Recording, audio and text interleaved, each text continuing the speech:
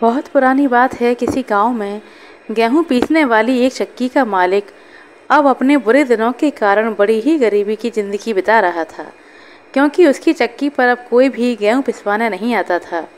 गरीबी के कारण वह अपनी पत्नी और बच्चों के लिए 2 वक्त की रोटी भी नहीं जुटा पाता था। आटे की चक्की के पीछे एक सेब का पेड़ था और उसके साथ ही उसका टूटा फूटा घर था। अपने 2 वक्त की रोटी के लिए उसे जंगल में जाकर लकड़ियाँ काटनी पड़ती थीं। उन्हीं लकड़ियों को बेचने पर जो पैसे मिलते, उसी से उसका घर चलता। वह अपनी ज़िंदगी से बहुत दुखी होकर एक बार जंगल से लकड़ियाँ काटने गया, तो वहाँ उसे एक बूढ़ा आदमी मिला, जिसे उसने पहले कभी इस जंगल में नहीं देखा था। वह बूढ़ा आदमी उस चक्की के मालिक के पास आया और उससे बोला, तू अपनी गरीबी से इतना दुखी क्यों है? मैं तुझे बहुत अमीर बना सकता हूँ, अगर तू मुझे वह चीज़ देने का वायदा करे जो मैं तुझसे मांगूँ। चक्की के मालिक ने सोचा, मेरे पास इस बूढ़े को देने के लिए है ही क्या? यह मुझसे कौन सी मेरी जायदाद ले जाएगा? वह पहले से ही अपनी गरीबी से बहुत दुखी था। उसने अमीर बनने के लालच में बिना कुछ सोचे समझे बूढ़े की बात मान ली और उसे वह चीज़ देने का वायदा भी कर दिया जो वह मांगेगा। बूढ़ा आदमी एक रहस्यात्मक हंसी हंसकर बोला, अब मैं 3 साल के बाद तुम्हारे पास अपनी चीज़ लेने आऊँगा। इतना कहकर वह बूढ़ा आदमी वहाँ से चला गया।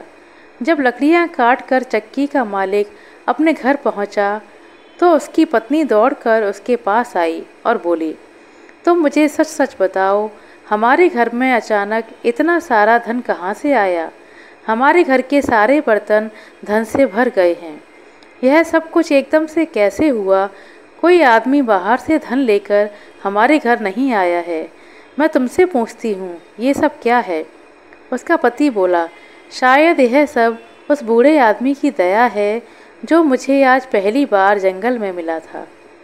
उसने मुझसे केवल एक चीज़ की मांग की थी और उसके बदले में बहुत सारा धन देने का वायदा किया था। उसकी पत्नी ने पूछा, वह बूढ़ा आदमी इतने सारे धन के बदले कौन सी चीज़ मांग रहा था?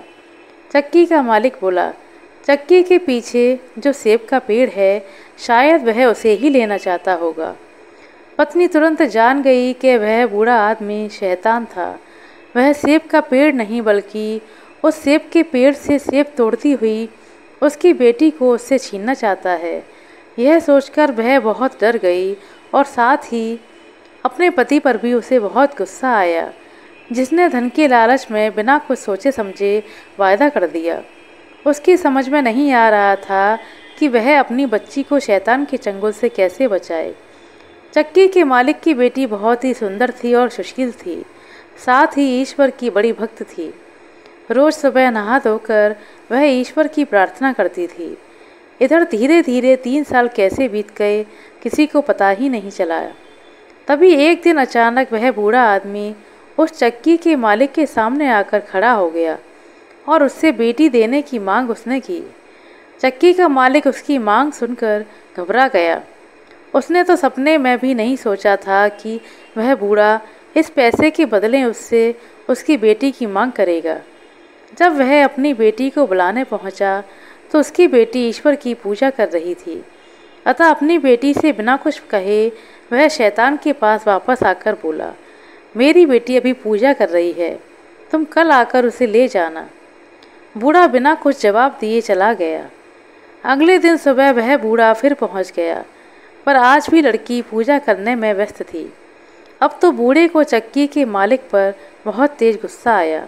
वह शैतान बोला, जिन हाथों से वह पूजा कर रही है, तो उन्हीं हाथों को काटकर मेरे पास लेकर आ।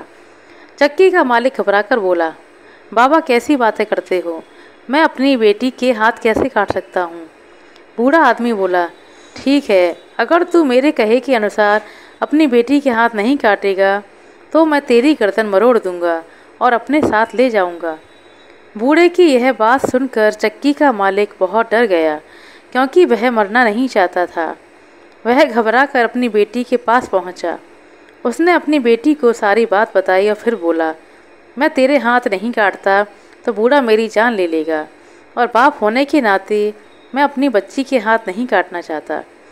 लड़की ने अपने पिता को तसल्ली दी और ईश्वर की इच्छा मानकर अपने दोनों हाथ अपने पिता के सामने कर दिए। पिता ने आंखें बंद करके अपनी बेटी के दोनों हाथों पर तेज चाकू से ऐसा प्रहार किया कि उसके दोनों हाथ कट गए। हाथ लेकर वह बूढ़े के पास पहुंचा। बूढ़े ने दोनों हाथ उससे ले लिए और बोला, अब तेरी लड़की तेरे किसी काम की नहीं। अब तू इसे मेरे हवाले कर देना, मैं कुछ दिनों के बाद इसे लेने आऊँगा। चक्की का मालिक अपने इस पाप के लिए बहुत दुखी था, पर वह अब उस शैतान से छुटकारा नहीं पा सकता था, क्योंकि उससे बिना सोचे समझे पैसों के लालच में उसकी मांग स्वीकार कर ली थी। वह अपने इस कुकर्म के लिए अपनी बेटी से बार बार माफ़ी मांगने लगा और उसकी बेटी अब अपने माता पिता के साथ नहीं रहना चाहती थी, क्योंकि शैतान से पैसा लेने के बाद उसके पिता का दिमाग ही बदल गया था। ईश्वर में विश्वास रखने वाली वह लड़की घर से कहीं दूर चली जाना चाहती थी, ताकि वह शैतान कोई नया गुनाह करने के लिए फिर से उसके पिता को मजबूर ना करे। माता पिता के लाख समझाने पर भी वह अगले दिन अपने घर से निकल पड़ी। चलते चलते शाम को वह एक सुंदर और बड़े बगीचे में पहुंची। दिन भर चलने के कारण वह बहुत थक चुकी थी और उसे बहुत भूख लगी थी। बगीचे में नाशपाती के पेड़ों पर 2-4 पकी नाशपातियाँ लटक रही थीं। उन्हें देखकर लड़की की भूख और बढ़ गई, लेकिन उन तक पहुंचना उसके बस की बात नहीं थी, क्योंकि एक तो फल बड़ी ऊंचाई पर लगे थे और दूसरे उस लड़की के हाथ ही नहीं थे। वह अपनी लाचारी पर बहुत दुखी हुई और वहीं ज़मीन पर बैठकर ईश्वर का ध्यान करने लगी। तभी सफ़ेद कपड़े पहने एक सुंदर सी लड़की उसके सामने आकर खड़ी हुई और बोली, मैं तुम्हारी मदद करने आई हूँ। तुम्हें भूख लगी है और तुम सामने वाले पेड़ की पकी हुई नाशपातियाँ खाकर अपनी भूख मिटाना चाहती हो। मैं अभी तुम्हारे लिए कुछ पकी हुई नाशपातियाँ तोड़कर लाती हूँ। इतना कहकर वह सुंदर सी लड़की 3-4 नाशपातियाँ तोड़कर लाई और अपने हाथों से उसे खिलाने लगी। उस बाग का माली यह सब कुछ देखकर भी डर के मारे चुप रहा। उसे लगा कि यह कोई ज़रूर भूत है जो सफ़ेद कपड़ों में उनके बाग में घुस आई है। लड़की की भूख जब शांत हुई तो उसने उस देवी को हृदय से धन्यवाद दिया और वहाँ से उठकर झाड़ियों में छिपकर सोने के लिए चली गई। अगले दिन जब उस बाग का मालिक एक राजकुमार उस माली के पास पहुँचा तो माली ने उसे यह अनहोनी घटना सुनाई, पर राजकुमार को विश्वास नहीं हुआ, क्योंकि आज तक उसके बाग में कोई भूत प्रेत नहीं आया था। उसे लगा कि उसके माली ने ज़रूर कोई सपना देखा होगा, लेकिन माली अपनी बात पर डटा रहा। उसने अपनी दोनों आँखों से सब कुछ देखा था। राजकुमार ने कहा, ठीक है, आज रात मैं भी तुम्हारे साथ इसी बगीचे में छिपकर देखूंगा कि सचमुच वह कोई भूत तो नहीं। सारे दिन चुपचाप वह लड़की घनी झाड़ियों में छिपकर बैठी रही, पर जैसे ही थोड़ा अंधेरा होना शुरू हुआ वह झाड़ियों से निकलकर नाशपातियों के पेड़ के पास पहुंची और ईश्वर से प्रार्थना करने लगी। ईश्वर ने उसकी प्रार्थना सुन ली। कल वाली सुंदर सी लड़की 3-4 नाशपातियाँ लेकर उसके पास पहुंची और उसे अपने हाथों से खिलाने लगी। जैसे ही नाशपातियाँ खत्म हुईं, वैसे ही राजकुमार, जो अपने माली के साथ एक बड़े से पेड़ के पीछे छिपा हुआ था, झट से बाहर आया और बोला, तुम कौन हो? तुम इस दुनिया के लोग हो या किसी और दुनिया के? बिना हाथों वाली लड़की उस अजनबी को देखकर डर गई और गिड़गिड़ाते हुए बोली, मैं इसी दुनिया की अभागी लड़की हूँ। आज ईश्वर के अलावा सभी ने मुझे इस संसार में अकेला छोड़ दिया है। राजकुमार जब उस लड़की के नज़दीक पहुँचा तो सफ़ेद कपड़ों वाली लड़की वहाँ नहीं थी। केवल बिना हाथों वाली लड़की घुटनों के बल वहाँ पर बैठी थी। राजकुमार ने देखा कि उस लड़की के दोनों हाथ कटे हुए थे, पर वह लड़की बहुत ही सुंदर थी। राजकुमार को उस पर बहुत दया आई। वह उसे अपने साथ राजमहल में ले गया और उसके लिए चांदी के हाथ बनवाए और अपनी माता के कहने पर उससे विवाह कर लिया। ईश्वर पर अटूट विश्वास करने वाली लड़की के जीवन में फिर से खुशियाँ आ गईं। एक बार राजकुमार को किसी ज़रूरी काम से दूसरे देश जाना पड़ा। वह अपनी पत्नी को अपनी माँ की देखरेख में छोड़कर चला गया। कुछ दिनों के बाद उस लड़की ने एक सुंदर से बेटे को जन्म दिया। राजकुमार की माँ ने एक दूत के हाथों वह खुशखबरी लिखकर अपने बेटे के पास भेजी। पर रास्ते में जब वह दूत थक कर आराम करने लगा तो उस शैतान ने आकर चुपचाप खत बदल दिया और लिख दिया कि उसकी पत्नी ने एक अपंग को जन्म दिया है। राजकुमार ने जब वह खत पढ़ा तो उसे खुशी की जगह बहुत दुख हुआ, पर उसने सोचा कोई बात नहीं, वह बाद में इस बच्चे का इलाज करवा कर उसे ठीक कर लेगा। उसने अपनी माँ को खत लिखा कि घबराने की कोई बात नहीं, पर तब तक वह उन दोनों की सेहत का पूरा ध्यान रखे जब तक वह वापस घर नहीं पहुँच जाता। पर जब दूत लौटते समय अपने पहले वाले स्थान पर आराम करने बैठा तो उसे नींद आ गई। इसी बीच शैतान ने दूसरा खत उसकी जगह रख दिया। इस खत में लिखा था कि माँ बेटे दोनों को जान से मार डालो। जब अगले दिन दूत ने यह पत्र राजमाता को दिया तो वह इसे पढ़कर हैरान रह गई कि उसका बेटा कितना निर्दयी है, अपने ही बेटे और अपनी पत्नी को मारने के लिए लिख रहा है। वह अपनी बहू को बहुत प्रेम करती थी और उसकी और उसके बेटे की जान बचाना चाहती थी, इसलिए उसने यह बात अपनी बहू को सुनाई।